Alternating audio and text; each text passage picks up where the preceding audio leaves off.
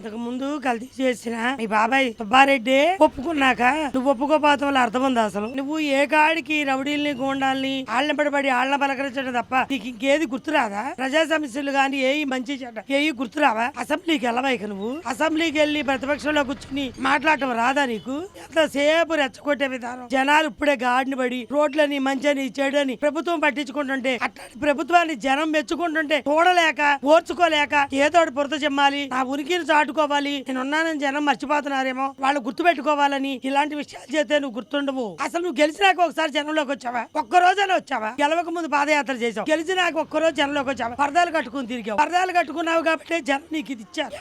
అసెంబ్లీలో ఆడవాళ్ళని తిడుతుంటే నవ్వుకున్నావు, చాడితం చూపించావు, సైకో తత్వం చూపించావు. సైకో అన్నారంటే అన్నారంటావు. నువ్వు నవ్వుకున్న నవ్వును ఒకసారి గుర్తు తెచ్చుకో. పాత వీడియోలని నువ్వు చూసుకో, నువ్వు తిట్టిన తిట్లని చూసుకో. లోకేష్ గారు కాబట్టి బరాయించి ఊరుకున్నారు, వాళ్ళ తల్లి పెంచిన పెంపకాన్ని కాబట్టి బరాయించారు. నువ్వు అన్న మాటలు మామూలు విషయాలా? ఎవరైనా మర్చిపోయే విషయాలా? చంద్రబాబు నాయుడు గారి జోలికి ఈసారి వచ్చి అన్న మాట్లాడే మర్యాద కూడా వాళ్ళు ఆగమన్నారని ఆగుతున్నారు జనం, లేకపోతే జనం ఏంటో మీకు చూపిస్తారు అనుకుంటున్నారేమో. జాగ్రత్తగా ఉండండి. నోటికి ఏదో మాట్లాడితే అందరికీ నోళ్ళున్నాయి, అందరూ మాట్లాడగలరు, అందరూ చూపించగలరు. జాగ్రత్త. చంద్రబాబు నాయుడు గారిని ఇబ్బంది పెట్టారో మర్యాదగా ఉండదు. జాగ్రత్త. ఒళ్ళు దగ్గర పెట్టుకో.